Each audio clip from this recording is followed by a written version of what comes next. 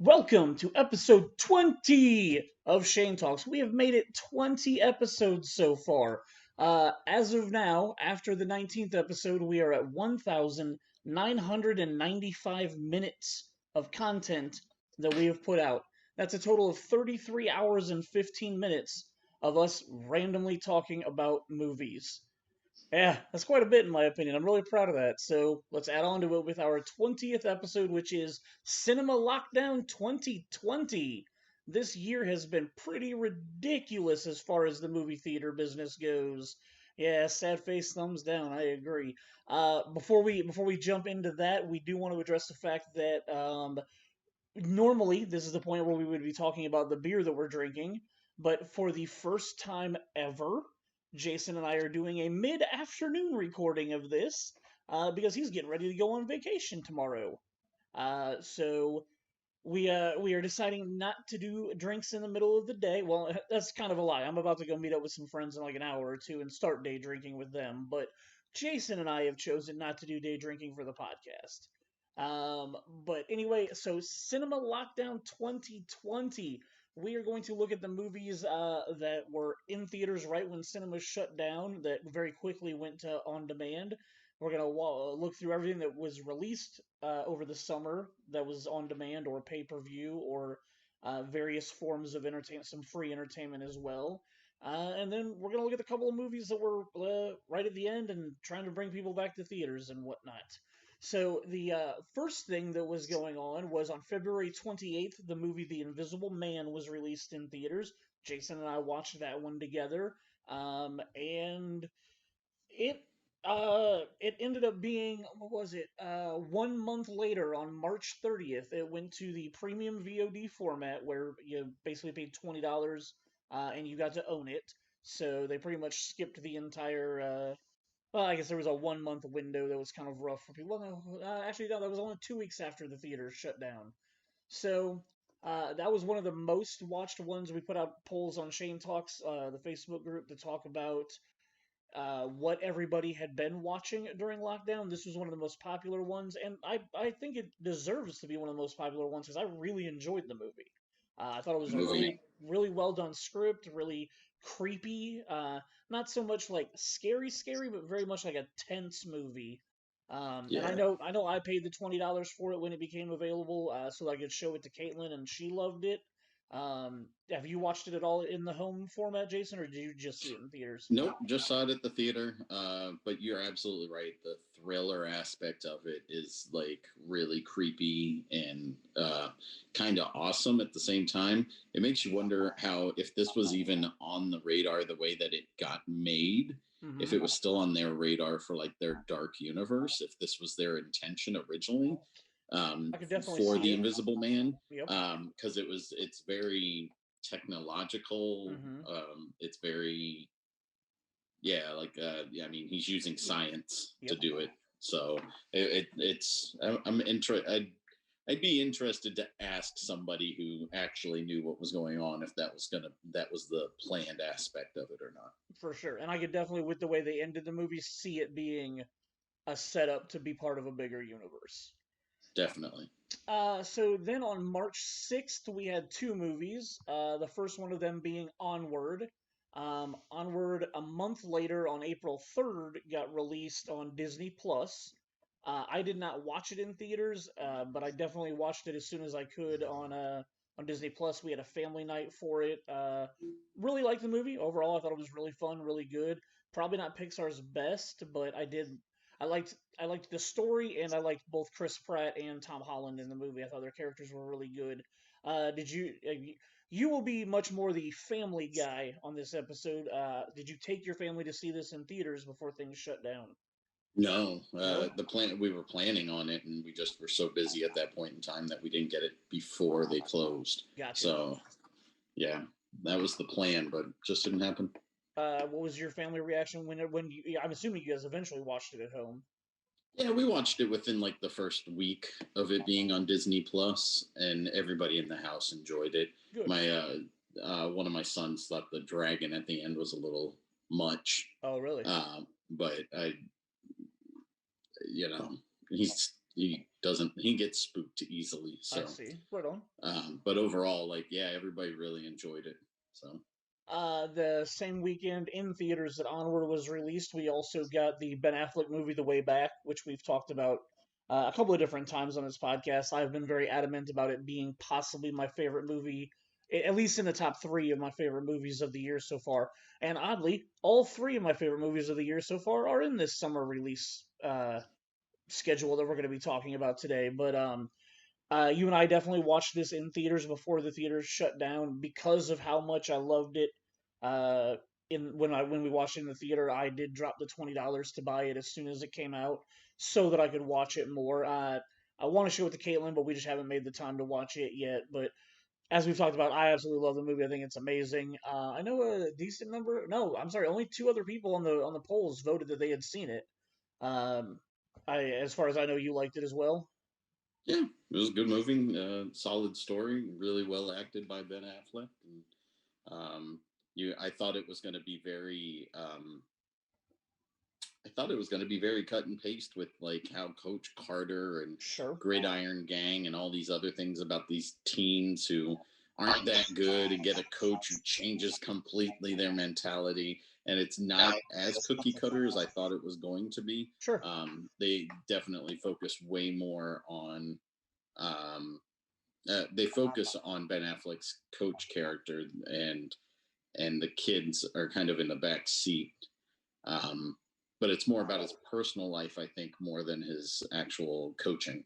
The Correct. coaching's like the side story, essentially. So, Yeah. but yeah, And I think it's definitely a dig that really movie. good character study, especially for like alcoholism and stuff like that. Like I think it gives people a really good. I think he does a good job portraying what that's like. So then the last weekend the movie theaters were open. We got two kind of blah movies. We got Bloodshot, the Vin Diesel superhero movie, which I've started watching, but I've literally only seen about the first 10 minutes of it. I know you watched the whole thing. What's your feeling on Bloodshot? Dude, you've seen one Vin Diesel movie where he plays this character. You've seen them all. This is the same as the Last Witch Hunter. This is the same as. I mean, I'm trying to think of what else he's done that would fall into this category. But you've seen this movie Okay, over and over again. It just happens to be made off of is it Image? I think I it's an can't Image remember if comic. Bloodshot was Image or Yeah, I not, think so. but it was either that or it was what was that other one that came out around that time? But whatever the case, um, I never really got into Bloodshot as a comic book. I was willing to give this one a shot. It's fine. It's okay, but it's just the origin story again. Oh, So okay. it's one of those things to me that just like, again, when you see one, you've seen them all. And then I'd be more interested in what they were going to do with the character going forward than I was with them putting this together as an origin story. I It's almost see. like I'd much rather have seen them do like part two and then like Flashbacks. flashback to parts of part one, Uh, essentially, and like not make all of part one or make all of part one, but just cannibalize it and put it into parts two and three or something. I don't know. Like I think that might have worked better for me, because it's just boring and blah with uh, and it's not a good enough story that it makes you be like, oh, I'll put up with this again, kind of like people did with like Black Panther or Ant-Man. But yeah, it's just blah. Gotcha. Well, and that review is why I haven't rushed out to finish after the first 10 minutes that I saw and wasn't impressed. I haven't gone and given it any more time. The other movie that came out on March 13th was The Hunt, which had already been delayed from last fall, like a year ago now, like the fall of All of 2019. 2019. Yeah, thank you. It had already got like a 6 month bump because apparently it was too political for that time, and so I don't know, man. Like The Hunt had moments in it that I liked. You and I ended up watching this together. I think it might have been the last thing we watched together before the It shutdown. was. It was It just was. literally like a couple of days before the shutdown. Um, I didn't hate it, but I was also very un unimpressed with the end of it.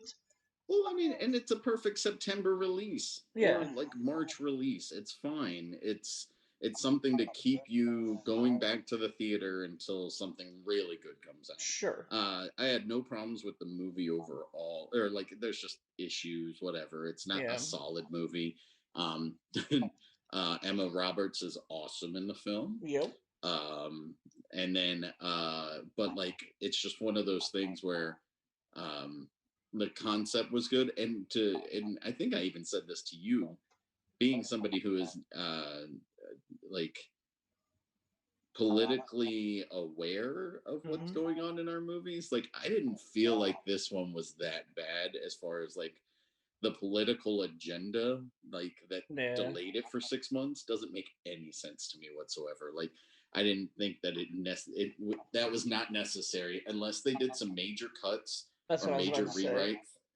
um it did not feel like the way that they portrayed it should have felt, I guess is the way I should say that. I agree, and obviously we know some changes were made to it because some of the scenes in the movie didn't match up with the dialogue that was said in the very first trailer that came out. Like the two Yeah, old people in the convenience store made some much more politically charged comments in the very first trailer than what I ends don't up remember being in the that from movie. the trailer, but I'll believe you. Yeah, So I mean, yeah, so they might have done more cutting, but whatever. yeah, What they released wasn't that. And to be honest, like, who cares? Like, I see it more as a problem um, that that if somebody makes this movie about the right, it seems like you're going to get not as much flack as if you had made the movie about the left instead. gotcha, And I mean, it just seems like there's more screaming about it stuff on from one side than the other. But yeah, gotcha. like I think it's absolutely ridiculous that this got delayed because of that. Be, So being somebody who is not into politics at all and doesn't care about politics, watching the movie, I didn't feel like it was overly political in any way.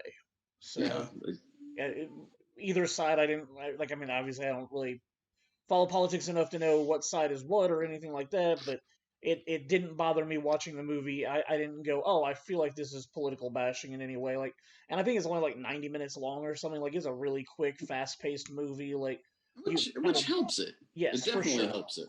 If they had tried to drag it out anymore, it probably wouldn't have been as okay as it was. Again, I don't love it. I don't know if I'll ever watch it again. I did not pay for this one. Um, this one was released exactly a week later. So it was released in theaters on March 13th. The shutdown happened on Monday the 17th, or Monday the Mm-hmm. 16th, I guess. And then the Friday after it was released in theaters, it came out on video on demand where you could buy it for $20. Bloodshot was a couple of days later. It came out Tuesday, March 24th. So both of those being the last movies that were released in theaters were very quick to jump on the pay video on demand aspect of the release that started happening. So the next movie was supposed to be released on April 10th. It was later released, or I'm sorry, it was released on April 10th for home video purchase. I don't remember if it was 20 or $25, but Trolls World It Tour was 25. was 25. Trolls World Tour was kind of the first movie that set the standard for skipping theaters. A lot of movies just started getting delayed, like Fast and the Furious announced they were delaying for a year. I can't remember what the other big one that happened first, but uh, Oh, Black Widow. yes, sorry, yeah, Black Widow Black got Widow. pushed to November. Black Widow got pushed to November, and then just recently pushed an entire year to May of next year. So those were what we were expecting is all these movies are just gonna start getting pushed back and pushed back and pushed back, and then Trolls was just like, meh, we're gonna skip being released in the theater, even though we're a huge big budget movie. We're just gonna release straight to video on demand for $25. Buy it, show it to your family. Or Well, no, you know what? it was only for I think it rent. was 30. I think it was 30 to purchase, and then it was 20 if you wanted to rent it. Well, you could only rent it up front. The digital purchase became That's available on June that's right. 23rd. That's right. So So it was yeah, 30. It was 30 to rent at the 30 to beginning. rent. There you go. And so yeah, they had a good solid like 2 months and a week of just doing rentals, which I did not pay for the rental. I have not seen this movie. Your family hasn't either. No, no, no. We didn't pay for it, but Okay, you we have seen you it. have seen it. Okay, It's fine. It's a good. It's a kids movie. cool. It's not Pixar. So we enjoyed Trolls in this house. Trolls 2 is fine, entertaining. Um, didn't love it, didn't hate it. It's Right just on. kind of in the middle. So Yeah. I know that what was it? I was reading an article not too long after it got released that apparently Justin Timberlake and Anna Kendrick were not happy at the fact that they went to a video on demand release because of the fact that that ended up costing them money because they had kickers on the box office, Yep. the box office dollar amount. So it obviously doesn't count as box office dollars. So this whole thing has got to be reorganizing how people get contracts in Hollywood. I did read this week, preparing for this episode, that both of their lawyers have, uh, I won't say gone after, but have like tried talking to Universal about, because I think what I read was it made like over 120 or 130 million dollars on its rentals alone. So they were trying to get that considered to be like the box office revenue, so they could still get their kickers from that. So I don't know how that's going to play out, or if it's already played out. I'm sure Oh you no, don't want I to don't make get your, as much money as I thought I was gonna get. well, sure, but if you're And then Universal, you're also going, well, you no, got I mean you're also the studio, and you're like, well, we didn't make as much money as we would have made, and yeah, but you who also don't want to cares? piss off your stars, because I'm sure they're going to do Trolls 3 at some point. Absolutely, and like on top of that, so you have a rich studio who's complaining about the fact that they got to pay rich people, Yeah. and it's just like, for all of us who are worried about COVID and how it affects us financially, this is the last thing I actually give a shit about. That's a So, good point. So yeah, so that's Trolls World Tour. It kind of, made some waves, but then it also opened up some doors for what other studios decided to do later in the summer. But on April 24th, we got a Netflix release of a Chris Hemsworth movie called Extraction, which I watched. I was a couple days late on it. I had forgotten that it was being released, and then all of a sudden I saw posts on Facebook about people watching it, and I was like, oh, I can go watch this. I forgot about it. It was okay. It was an okay action movie. I like I would call it like a John Wick light. Like I feel like they did some pretty advanced gunplay in the movie, but just not to the John Wick level. The story was pretty blah for me. I mean, obviously it's told a little non-linear, so I kind of dug that. But the story was just kind of blah in my opinion. well, and I think one of the issues I was just reading about how Disney Plus is doing this, Okay. and which would make sense because they used to do this with the Disney Channel as well. That like apparently Netflix and all these people who are craving original content, they're in a rush to get things done. Okay. So one of the things is that they don't always buy the best scripts because the best scripts are usually pulled by the major studios, but Okay. um, they're also kind of always in a hurry, so they're not they're not worried so much about like the content as they are. They're worried about getting new content out, not necessarily how good the content is. That makes Um, sense. so, because obviously you want to give people a reason as to why they want to keep coming back to your streaming service. Sure. So, reading that, I thought it was really interesting because you start thinking about it and you're like, wait a minute, that Ben Affleck one for Netflix with the six guys or the five Oh guys, yeah. like with Charlie Hunnam and Yep. I cannot Oscar Isaac, think of the name of that like movie. that's a movie that should have killed. That movie should have been something I watched and been like, damn, I want to go. I watched it in the theater, and I want to go home and watch it on Netflix. Like Mm-hmm. it had all the makings of something that should have been awesome, and it was not It was that good at not. all. I feel the same way with Extraction. Like you said, it's just it's John Wick light, which John Wick's light on story anyway. So here you go, and you're going giving me light, and it's like Yeah. I don't need I Yeah, don't need but PBR. John Wick's story is simple. He killed his dog, he goes on a revenge. Like, that's a simple enough plot. This, trying to go find a kidnapped boy and then get him to the extraction point, like, probably the best scene, the most memorable scene for me in this movie is literally when he gets in the apartment where the boy is and has the fight with the guys in that apartment. Like, I feel like the gunplay and how he kills the people in there are probably the best part of the movie.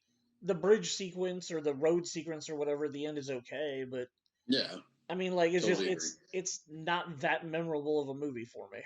And I don't know if this was ever going to go to the theaters or if this was going to be kind of like that Ben Affleck one we just talked about. I don't know Triple if it was. Frontier. Oh yeah, Triple Frontier. Thank you. Yep. I don't know if it was going to go into theaters for like a week or two and then but be released at Netflix at the same time originally, if that was their plan or not. But yeah. What is Bad Education? Bad Education is the next one that we're going to talk about. I'm surprised you're not aware of this, seeing how it stars one of your favorite actors. This is the Hugh Jackman black comedy that's on HBO, where it's all about the corruption in the school system. Oh yes, I forgot to watch that. Yeah. Okay. I have not watched it yet either. My buddy Chris Ward is the only one who voted on it, saying that he'd watched it. So this earlier today, actually, I sent him a text and I'm like, "Hey man, I haven't watched Bad Education yet. Do you suggest watching it just so that I have something to talk about, on the podcast for it?" He highly recommends it. He says it's very, very well written, very well acted. He says it is a very dark black comedy. So yeah, it comes with high praise from my buddy Chris. So I really do want to see it soon. Because I also like Allison Janney and Hugh Jackman and Absolutely. Ray Romano's the other guy in it. Like, it looks like it could be a lot of fun. So I am sad that I have. I mean, I have HBO Max. There's no reason why I shouldn't have watched this yet. Yeah, I can't believe I forgot about this. Yeah, so that is on my list as well. Next up, we got another kids movie, but it's one that I was definitely willing to pay the $25 the day it was released. Came out on a Friday. We did Friday family movie night at my house, and we watched Scoob. I know you eventually did watch it. Watched it on HBO Max. Nice. Yeah, I loved it. I didn't mind paying the money for it. Like, I really enjoyed the movie. I thought I liked a lot of the homages they did to other Hanna-Barbera properties that were in it. It almost feels to me as if it's like, I wouldn't say the Hanna-Barbera Avengers, but it's like it's setting up all these other characters so that they can kind of go out and do their own movies, like Captain Caveman movie or a Blue Falcon movie. I really enjoyed it. I had a lot of fun with it. I laughed a lot. My biggest complaint, and I've gotten over it. My second time that I watched it, I got over it. But my biggest complaint with the movie is it's not a whodunit mystery like the old TV episodes were. It wasn't doesn't feel like Scooby Doo. Yeah, it doesn't feel like Scooby Doo, but at the same time, I still enjoyed what they gave me. But I'm hoping if they make another one, they do. Like I liked the animation, I liked the voice actors, I liked everything in the movie. I just hope they do more of a, we're going to a house that's supposedly haunted and a bunch of creepy things happen, and it gives me some type of I don't know, Murder She Wrote type plot that gets revealed an hour and a half later. Like, that was my only complaint about the movie, was it's not a mystery who the bad guy is or what they're doing. Yeah. So, did you guys like it at your house? Yeah, the kids liked it just fine. I thought it was okay. Gotcha. Kind of like that with Trolls, where it's just like, it's there. Gotcha. I didn't like it nearly as much as you did. The next one is one I haven't watched because it was killed in the reviews and the critics. On June 12th, Disney Plus released Artemis Fowl, which was supposed to go to theaters. They obviously knew that they had a dud with this one, because I haven't seen any good reviews on it. I haven't heard anybody that I know talk about it that they liked it. Did you guys watch it at your house? My two oldest boys did. Okay. What'd they say? 9. They liked it. But I can tell you, this is a movie that should have come out in 2018. Then they pushed it back to the 2019. Then it got pushed back again until 2020. So So Disney's known for a long time that this was garbage. oh, absolutely. And apparently they tried to do some saving at different points where like they Really? were trying to do things. I don't know if it was manipulation of the edit or what, because this kid's kind of young. Okay. He's obviously not going to be that same size when you went back 2 years later. Sure. But yeah, like Disney's known this was a dud. We had the poster for a long time at the theater, and it sounded like a cool concept. I It just agree. apparently did not get executed very well at all. Yeah, it's one that I have not had any interest in it, and then once it came out and the reviews were as bad as they were, I was like, yeah, I'm not even gonna waste my time with it. Which does suck because it has Colin Farrell in it, and I like him a lot, but just not willing to give this a try. So Netflix on June 12th released another. Actually, today June 12th was the free movies day that there was a big battle going on because Disney Plus gave us Artemis Fowl, Netflix gave us Da 5 Bloods, and then on I'm sorry, this wasn't free. This was premium VOD was the next movie. So never mind. But on June 12th, Netflix gave us Da 5 Bloods, which is a Spike Lee movie, which means I'm gonna like the first 90% of it, and then he's gonna somehow ruin the last 10 to 15 minutes of the movie. It does have Chadwick Boseman in it, so I'm really looking forward to watching it for his performance. But I have not yet seen this movie. Have you had This time? is one of those ones where if I watched the trailer and was instantly hooked, and I like the idea of the whole thing. Yep. Like you said, it's got Chadwick Boseman. I think Linroy Delroy Lindo. Delroy Lindo, thank you, Yep. is in the movie. And you know, Spike Lee's one of my favorite directors, but I'm right there with you most of the time. I always end up liking most of his movie, and then that last bit, he's like, "But this is Yeah. whatever." And the so I the other issue for me is having four kids at home and Sure. working most of the time, working anyway, trying to figure out when to watch something that has some length to it. Sure. And so like I just haven't made the time to sit down and dedicate for this movie. So I want to say But who knows? Maybe I'll this do is that while I'm close on to vacation. 3 hours long, I believe. I think you are correct, and that's Yeah. one of the reasons why I keep hesitating on starting it. Exactly. So, but yeah, like I'm interested. The trailer looked awesome. Yeah. So. So the third movie on June 12th, which was not free, I definitely did pay $20 to rent it this night, was The King of Staten Island. I am a huge Pete Davidson fan. I have been since he was doing the roasts a couple of years ago. I've been happy to see him getting bigger and better work. His controversies kind of suck, but when Judd Apatow and him teamed up to make this movie, I absolutely loved it. Have you seen it yet, Jason? I have not. Okay. I have access to it, so I'll probably be watching it sometime soon. Cool. But yeah, I also know that it's really heavy on the subject matter, and unfortunately, it's one of those things for me that Judd Apatow has, in my opinion, has gotten worse and worse over time. So I'm hoping that this movie's better than some of his other works. But Gotcha. I tend to have almost the Spike Lee thing where it's like I really enjoy most of it, but there's a good chunk of it like whether it Spike Lee, it's always the end for the most part. For sure. Judd Apatow, it's always like 3/4 of the way in that I always end up hating most of his movies for like at least 20 minutes, and I'm just like I really don't like your movie because of what you do right here. Well, the sad part is like you're saying that I almost know exactly what that like 10-minute window is going to be in this movie. Like about 75% of the way through, like there's this little subplot that comes around, and I'm like, that's probably going to be the point where you're like, I am not a fan of this. Like, why is this in here? And truth be told, it doesn't need to be in there. It doesn't like what I think you're gonna hate about the movie is not important to the real play. Kind of just felt like fluff to make the movie a little longer. But she doesn't need, man. Come on, agree. like it's crazy to me that everybody thinks that a movie has to be 2 hours long. Like Yep. you can get away with an hour and a half. Like some of my favorite comedies of all time are only an hour and 25 minutes, yep. an hour and 30 minutes. Like Bachelor Party and Revenge of the Nerds, and like it's like you give me some of those funny ones, and it's worth it. And I don't have to go.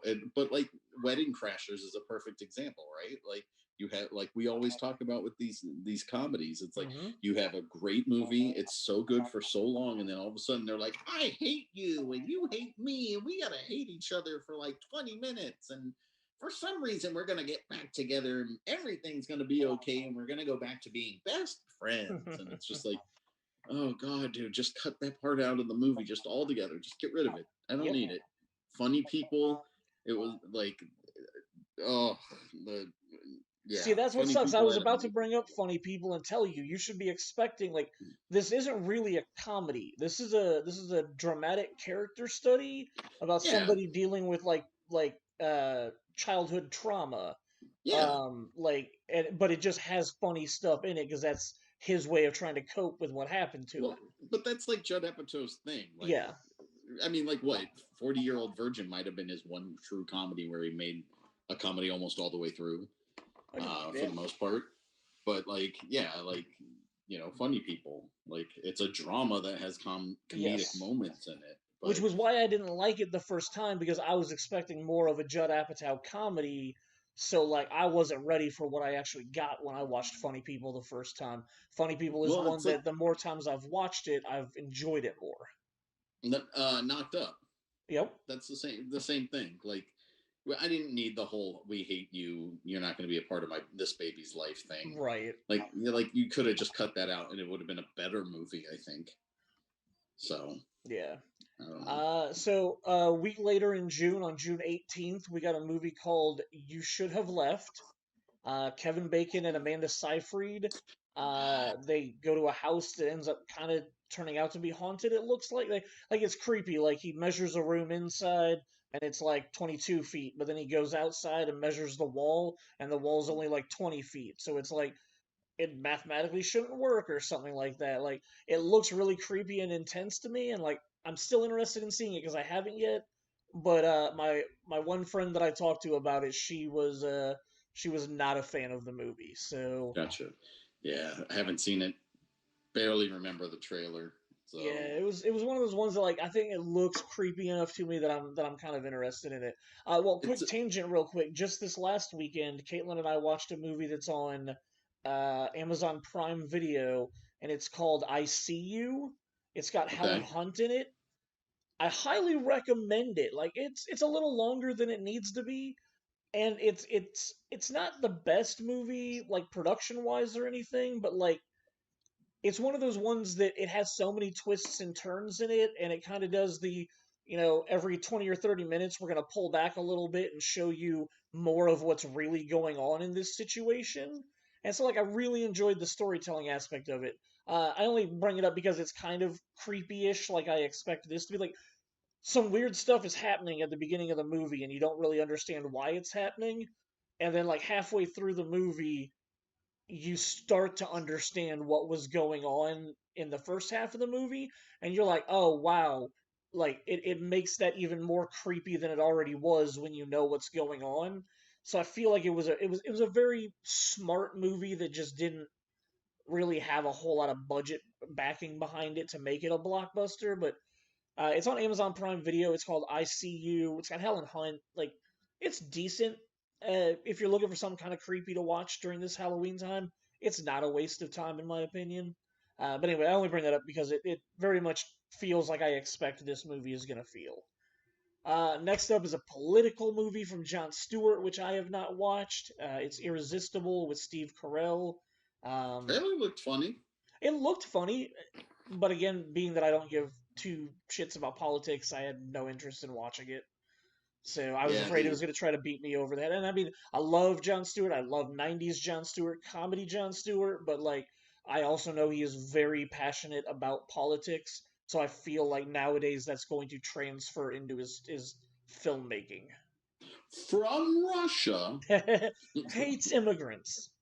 Yeah.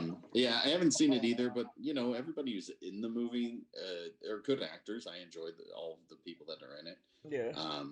So it's got Rose Byrne Yep. and it's got Steve Carell in it, and it's something that if if it was available to me on like HBO Max or something like that, I'm not going to pay to watch it. But if it's on one of the premium services that I'm paying for streaming service, Right. like I totally watch it on there. So, and going back to You Should Have Left, that sounds like something that's another one. Like I'd be interested in that. I Yeah. just probably am not going to pay for it. No, So, and you don't have to. It's on either Hulu or Prime Video right now. I can't remember oh, which okay. one. Like it's one that like it's in my queue to. I mean, I'm gonna watch it at sometime this month because it's Halloween or whatever. Um, I'll yeah, I can't remember which one it's on, but you can watch it for free right now somewhere. Well, Okay. for quote unquote free. Yeah. The next movie after Irresistible in June, we jump to July 3rd, and this is honestly probably the biggest surprise of the summer because this movie was supposed to go to theaters next October, a year from now, and they released Hamilton on July 3rd of this year to try to be nice to people, I guess, to try to give somebody something to do. Yep. Um, That's exactly what it seemed like it was. They filmed this back with the original cast years ago, yeah. and they'd just been editing it and putting it together, and they were going to release it in theaters, like you said, next year. I thought it was supposed to be like July of next year. I thought it Oh, was okay, maybe supposed it to be was. around 4th of July again, but like thank you Disney Plus. Yeah.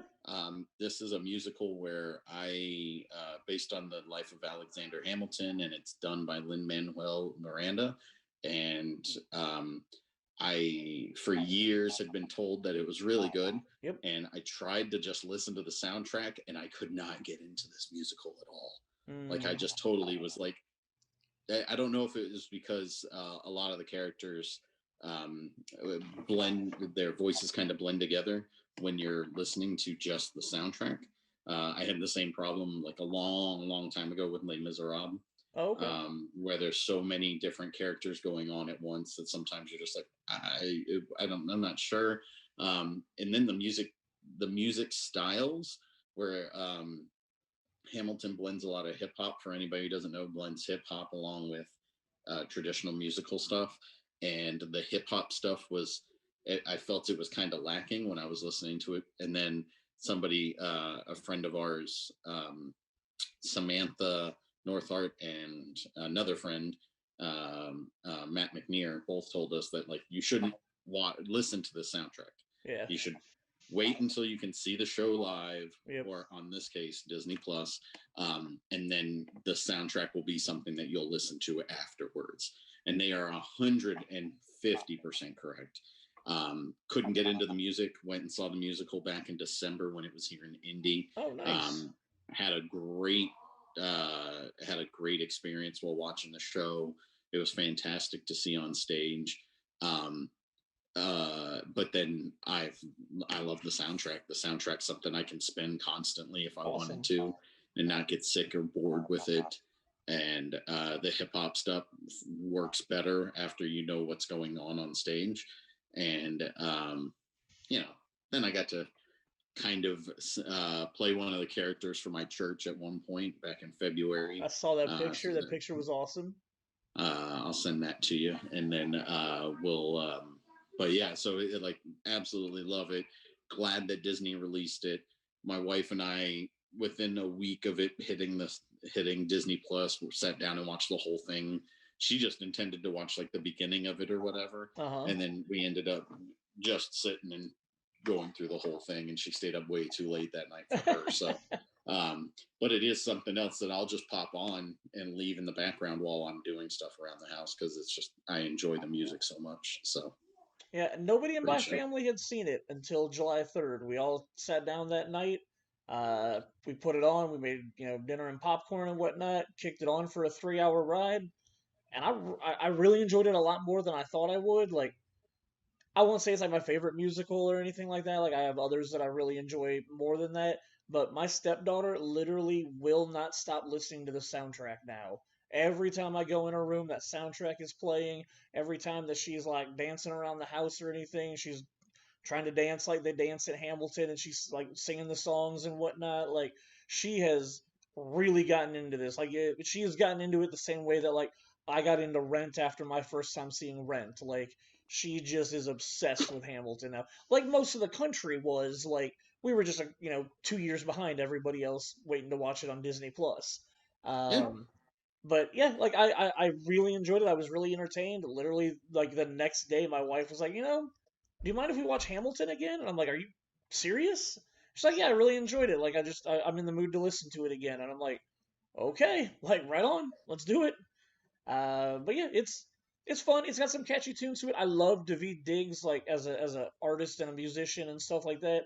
So some of the raps that he does in that show are just phenomenal in my opinion. Like Yeah. I really enjoy both of the characters that he plays there. And obviously Leslie Odom Jr. is badass from all the way back in like Smash days when I first got introduced to him and whatnot. Like it's been awesome to see his career just exponentially take off. I So totally agree. the next day, July 10th, is the triple release day that I was thinking of. Three major uh, home networks, Netflix, Apple Plus, and Hulu, all released what I would call big movies on this day. Netflix gave us The Old Guard, which was a Charlize Theron action sci-fi-ish movie, I guess I'd say. Somebody called it like an X-Men wannabe, and I was like, oh, I can kind of see that I maybe ish. But the thing So is, I don't feel like anybody has powers other than the fact that they're immortal. Like, it's not like people are that's throwing true. stuff out of like. It's just it's more like if the Highlander wasn't, there could be only one. Like, and they all decided to team up together. So it was okay and fine for what it was. Chiwetel Ejiofor was way underused in this movie in a really bad role. Absolutely. So how'd you feel about the Old Guard? I liked it for the most part. It's kind of like what we were talking about earlier with Netflix caring more about having content compared to it being really good content. Um, it's kind of interesting because the other thing I was reading about when I was reading about all those the streaming services, especially like Disney Plus, because they're making all these like rebooting all these TV shows and rebooting these movies and stuff specifically for Disney Plus. One of the things that I thought was interesting was like they won't do that with the Star Wars stuff or the Marvel stuff because of the simple fact that they have too much invested in those Yeah. franchises to go angering the people who actually care. But the Old Guard was fine. They're trying to set up a franchise. It looks like Yep. I don't mind that. I think that's Eh. kind of a smart thing to do. You might have more fun in the future show, like Yes. future movies. But this being, without giving away too much, it's pretty cut and paste again. Yep. Like, and maybe it's just us getting older and me just having too much knowledge of movies where I'm not surprised very often anymore. Yep, Um, it's literally the fish out of water, the new person who teams up with people who have been doing this for a long time. So because they have to explain it to the new person, that's how the audience gets everything explained to them. Like, yep. yeah, it's nothing new or exciting in any way, but Well, it I was know that fun. some people, yeah, it's fun, and I know some people who actually really enjoyed it because of the fact that it has two of the main-ish characters are gay, and they have been for decade or for Oh, I eons see. or whatever. So I know that it was a big hit with a friend of mine who happens to be homosexual. So it Gotcha. like I can maybe the representation is something that they because he was like I really enjoyed that movie, and then I was like, is it because of the fact that they released or that they had gay characters in it? And he was like, Right. that could probably that might be it. And it's like okay, like representation. People want representation, so Sure. you got that, and so it was an entertaining movie, but it's not something where like I don't know if I'd ever watch it again I agree. Maybe if they do a sequel to it, I'll watch it right before that comes out to get it to fresh. refresh. Yeah. Yeah, But yeah, I mean it was just okay. The next one, July 10th, Apple Plus gave us Greyhound, starring Tom Hanks, which I have not seen, but I believe you have. yeah. This was something I was excited for in the theaters. Oh, I okay. like Tom Hanks is one of my all-time favorite actors. I think he has a range not too many people do, and I didn't know the story of Greyhound, Yeah, I and don't. the whole purpose of so it's the first time the story picks up the first time when Tom Hanks is the captain of a ship, Yep. and he is in he's on a destroyer that is a part of the convoy that's making the run between the United States and England for World War II. Okay. So he's got resupply ships, he's got troops, he's got more. Yeah, he's got resupplies, troops, he's got guns and ammunition, and he's got tons of stuff. And so there's like a ton of ships that are all trying to make the run over to England. Uh-huh. Well, you also have all the U-boats who know that this is that this route is being taken by these American ships. So you have a bunch of U-boats that are trying to stop them from making these deliveries.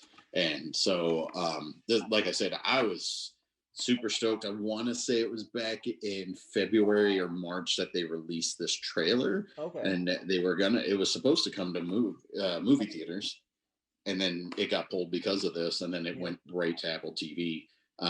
So like that's one of those moments where I was like, damn, because like this movie would have been amazing in like really a closed, quiet, dark theater. Sure. Playing at a really good level would have been awesome. But and it's good, and I really enjoyed it because of the fact that you're learning, and obviously it's probably dramatized somewhat for being a movie. Yeah. But really entertaining. I thought it gave you some cool insights into how crazy things might have been for them. So right on. The third July 10th movie is in my top 3 of the year. It's the Andy Samberg film that Hulu gave us, Palm Springs. And this is one that, like, I've said it 100 times, I'm not a fan of Groundhog Day. No, you are not. I am not a fan of Groundhog Day. The fact that this had a similar plot to it made me go, man, am I actually going to enjoy this movie at all? And I, hands down, love this film. I love everything about it. I think it's absolutely hilarious. I think Andy Samberg and Christina Milioti have great chemistry in the movie. I just really had fun. Pretty sure I watched this movie like 5 times within like a couple of day period just because I just kept putting it on. And I mean, I wasn't always like sitting down actively watching it, but I was just like, oh, what do I want to put on while I'm doing something? I would put this on because I laughed so much during this movie. In the middle of a COVID depression summer, like it gave me thousands of laughs that I really felt like I needed. So I absolutely love this movie. I think you liked it, didn't you? Oh yeah, dude, this movie was fantastic. Yeah. As funny as Groundhog Day with Bill Murray is, this is probably right up there with it for me. Like you said, the two main characters are great.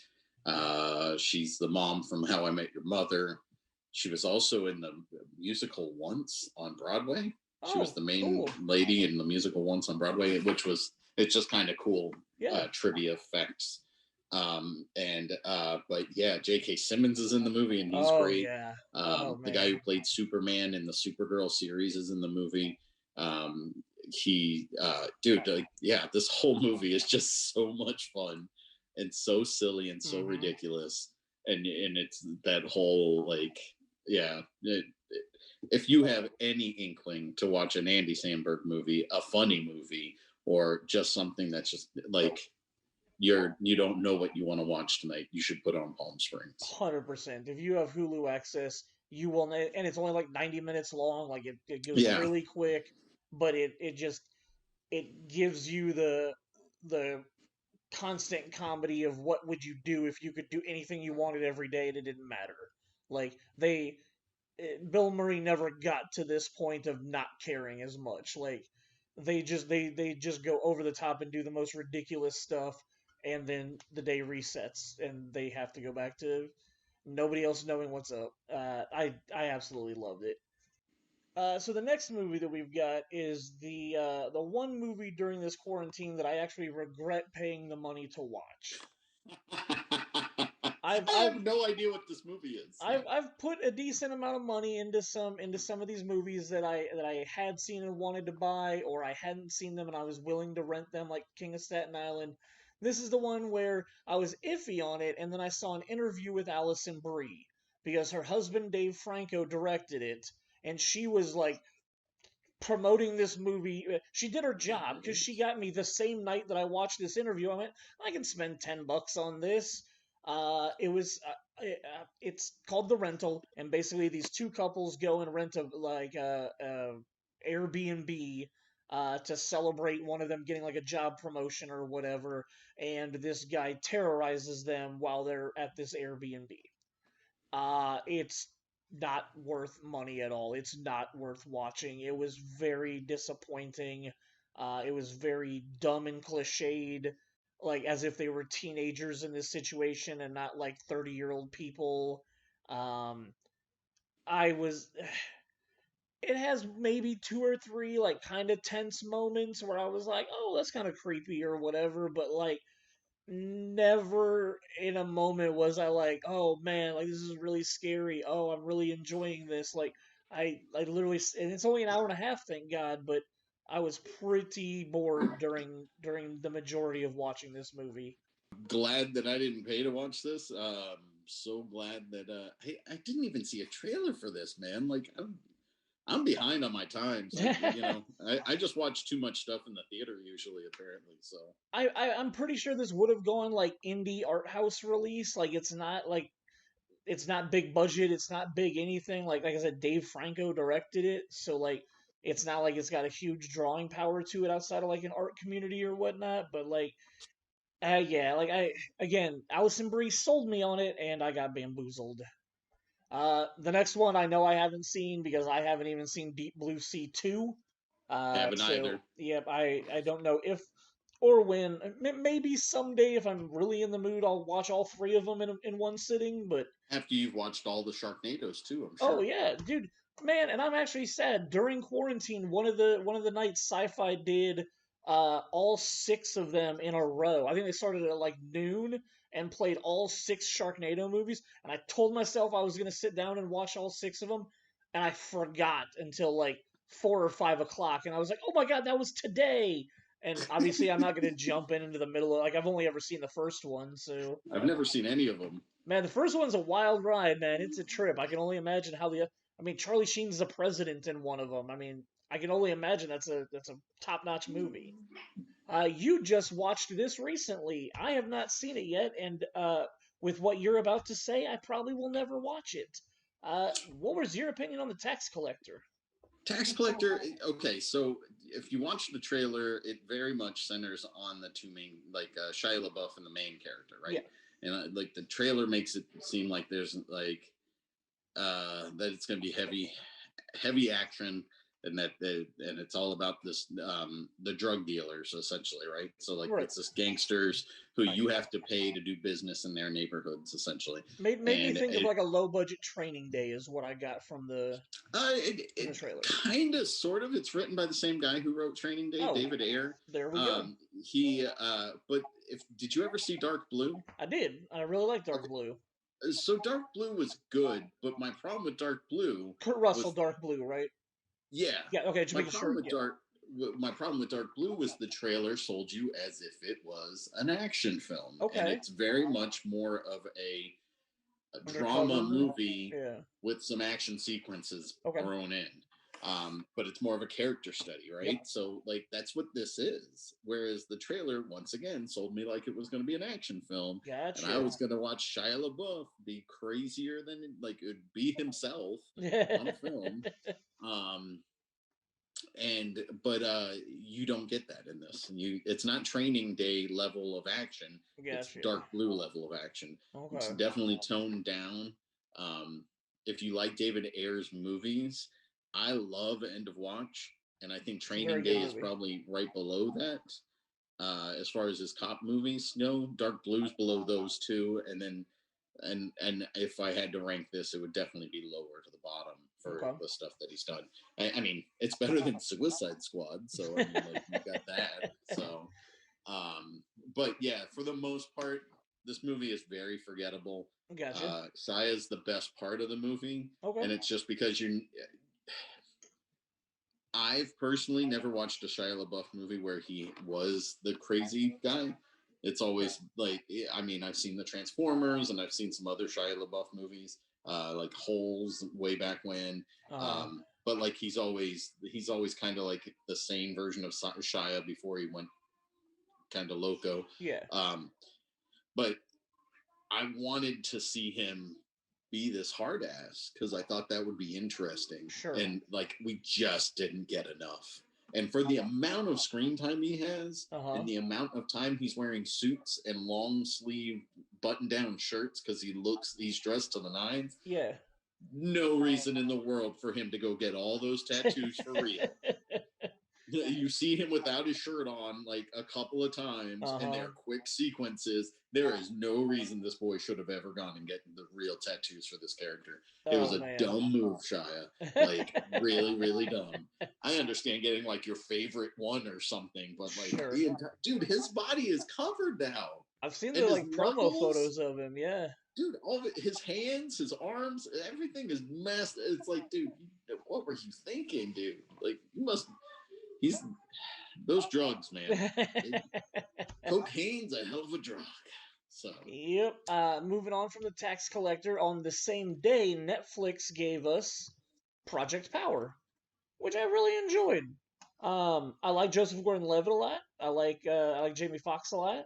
I feel like a movie that makes it's kind of right there along the lines with The Boys. You can make superheroes by giving them a pill.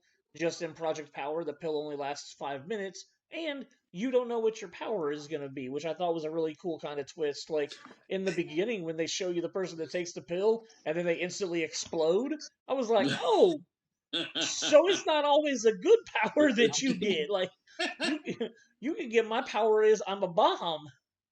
Yeah, what were you about to say? Crazy. No, I was just going to say, I enjoyed this movie. I thought it was a little light. Imagine this, another Netflix movie that's light on actual substance, but for the most part it's the action sequences are cool. Jamie Foxx is not annoying in this movie. Yep. I liked Joseph Gordon-Levitt. I like how it all plays out. Yes, well, I was just I really liked it when he saves the mom. The mom, yep. The mom that was a great sequence scene. is awesome. But yeah, like I like how it's kind of this puzzle that you're kind of putting together the entire time. Yep. And it works, but I felt like if a major studio would have released this movie and done a summer release with it, I think you would have gotten a little bit better of a film. Probably. But overall, it's definitely enjoyable, fun to watch. Oh yeah. I just don't know how many. I don't know if somebody else I knew was like, oh, I haven't seen that. Can we watch it? And they were over hanging out. I'd be like, yeah, sure. Like, yeah. But it wouldn't be like you have to watch this. So of the Netflix ones they gave us this summer, I think it's the best one of them. Extraction. Yeah, I haven't seen of the ones I've seen. Yeah, because I haven't seen the Five Bloods yet. So I haven't seen that one either. It's definitely better than the Extraction Old Guard. and the Old Guard. Yeah, it's definitely better than both of those. Yep. So that was a fun one. What's up? The next movie. It's like the Shane movie of all Shane movies. It is, and I was so surprised with how much I actually loved this movie. Bill and Ted Face the Music. I bought it as soon as it went on pre-sale. It was only $20. I knew I was going to want to support them with at least $20 because it's characters that I do love, despite the fact that the second movie is now my least. Well, that's how the second movie's always been my least favorite Bill and Ted movie, and that still holds true. This was released on August 28th, which was right when movie theaters were trying to start reopening. So it was technically a premium VOD and in the theaters at the exact same time. Sadly, when I looked at its theater box office numbers, they aren't very good. I feel like that has a lot to do with the fact that people could just, I mean, why would you go for, you and a date pay $20 to go watch it in the theater when you could literally pay $20 at home and have it forever, whether you liked it or not? Yeah, but come on, man. Everybody knows that the theater experience is a lot different than your home experience. I think I that's would, changing. I think that's obviously changing with hmm the times and with people, especially either scared of COVID or if they're so used to watching things on their phone or on a device compared to watching it in the theater. But like, I mean, I you and I have had this discussion. I'll always be somebody who would rather watch something in a movie theater, no matter sure, what the movie is, compared to watching it at home. Now, not everything needs a movie not theater that's, experience. yeah, Like you said, Palm Springs. Palm Springs is a perfect example. You don't need that to be a movie theater nope, going experience, but I guarantee you, if you and your wife went and saw Palm Springs on opening that weekend and you were in a theater that was even half full, you probably would enjoy that movie even more because everybody'd sure, be laughing with you, yeah. dude. Bill and Ted, it's okay. It's fine. I put it on the same level as the second one for me. There's some Gotcha. things that really annoy me about this movie. Uh, I just it's fine. It is what it is. I'm yeah. I wasn't thrilled. I When you said you liked it a lot more than you were Oh expecting, it yeah. kind of raised my expectations, and then my expectations should have been where they were Oh, that originally. sucks. I'm sorry, man. Yeah, Like, it's just blah. it's one of So those things that, like, I mean, I went back and found my tweet from like 2013, I think it was, when they first announced when it, they first said that they were gonna like try to start working on a Bill and Ted 3, and I hit Alex Winter up and I was like, "Don't do it. George Carlin is dead. There's no reason to do this movie." Granted, he probably never saw that. He obviously didn't take my advice, but the fact that for 7 years because there's, money talk, well, man. for sure, I was adamantly against ever making another Bill and Ted movie. Like, you can't do it with Carlin. And then, like, it was pointed out to me that Carlin has like 3 minutes of screen time in the second movie. Probably why the second movie sucks as bad as it does. I did appreciate the nods to him that they put in this movie, with his daughter, and then with the hologram of him. I was very happy with how they did that, and they got back to time traveling. It got back to being a family movie. It got back to like the song that's supposed to unite the world. That was the main focus of the first movie. Like, it kind of gave us that. It gave us the 2020 spin on that. Um, None of that bothered me. I literally watched it at 12:01 as soon as, well, I'm sorry, it was like 12:30 because we were actually recording that night that it was released. And then I got off of doing our podcast and watched it, and like I was really happy when I got done watching it because I enjoyed it way more than I ever thought I was going to. Again, I don't think it's one that needs to be seen in a theater. I feel like it's just, I mean, it, when at the end of the day, it's really kind of just a stoner's movie about time travel. Um, That's true. so it doesn't really need to be in a theater, but I know you watched it in the theater, and I am kind of jealous that I never made the time to watch it on the big screen. But my small screen viewing of it was enjoyable. And going back to what we were saying a few minutes ago, there are always movies that I will believe need to be a theater experience, like Jurassic Park, or like any Independence Tenant. Day, Tenant. Like, those are all definitely things that need to be seen in a theater. Like, they are definitely designed for that. But with the amount of product that comes out every year now, it's not like we're getting 100 movies like we were getting in 1980. We're getting 4,000 releases a year. Not all of that stuff deserves or needs to be seen on a big theater. I agree, but I mean, what was it? For anybody who doesn't know, there's a movie called Code 8, which was a crowd-funded movie. It was about people who are born with superpowers. Stars Robbie Amell, Stephen Amell's in it, and they're both from the Arrow universe from the CW. But it's kind of a cool short. If you guys have never seen it, watch it on YouTube. It's a cool short. But the movie itself came out and we waited 2 3 years, something like that, for it to finally come out. I watched it at home. Now, it's not a great movie. It's fine. It Yeah, is what it yeah, that's is. what it It is. reminds me kind of like the Old Guard Yeah, or Project Power, where it's like we're gonna give you this exposition, everybody's got to know what's going on, and then we're gonna hopefully create a universe out of this. Um, but that's something that I wish I would have seen on the big screen. And I have the Blu-ray of it, so we could watch it on the big screen at we some should point watch it in at some time. point. I've already seen the movie, So, and it's something that I'd be willing to watch again. And that so was one that you were part of the crowdfunding for it to even get the movie made. yeah, it was on Indiegogo. I think Yep, I dropped a total of $130, and out of that nice, 130, I got a digital copy, a Blu-ray, a hoodie sweatshirt, and like a digital version of the script and all this other stuff. So, nice. and you know, it is what it is. I'm a fanboy. You know what I mean? So it's like Sure. Stephen Amell is a cool guy. The couple of times I've met him, or the one time I actually met him, Right. the other time I just saw him or whatever. But like he's always seemed like really cool. So, and when they started talking about this, I was like, oh, that sounds awesome. And to think that they got over $2 million, just Yeah. I think it was over 2 million from just crowd from Indiegogo, Yeah. was pretty awesome. So That it is. was. This brings us to our last movie, which was just released about a month ago on September 18th.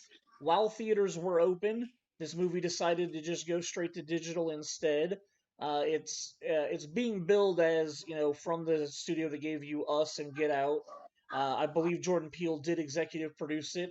It's called Antebellum, and I have not yet watched it. Haven't either. You haven't either? Now, then we probably don't really have a whole lot to say about this episode or about this movie, but I'm excited to watch it, and hopefully, I think you can only rent it right now. I don't think you can actually buy it, so it's not one that I'm willing to pay a rental fee on. We'll see how much it goes for when it goes on sale, or if it hits one of the streaming services or whatnot. Um, but Jason, you're about to go on vacation, man. I am. So you're So gonna go enjoy the sun in Florida, and we'll probably take a couple weeks off to let you go relax. You have now done 20 straight episodes with me, which I really appreciate. When you get back and we get back into the groove of it, episode 21 is going to focus on movies that either take place in a bar or have memorable bar sequences in them. So yep. stuff like Coyote Ugly, stuff like uh, Cocktail, stuff like Walking Tall takes place mostly in a bar, doesn't it? I mean, it has a casino. You could do Oh, the casino. You're Roadhouse. right. Roadhouse. I'm sorry. Yes, duh. Roadhouse is what I was thinking of. So yeah, so we got a couple of big movies that a lot of it takes place in bars, and then we got a couple of other movies lined up that have good bar scenes in them that we'll talk about. So everybody, get your IDs ready for episode 21 because it'll be 21 and over only. So Hey, we could Jason, add Escape to that because Escape has some bar sequences. oh, we could throw some escape stuff into that. I mean, truth be told, a lot of the movies that we've made have bar sequences in them for the fact that We could we put them had all in. we get, we will at the end of the episode we will put in some screenshots of all of our movies that have taken place in basically the same bar.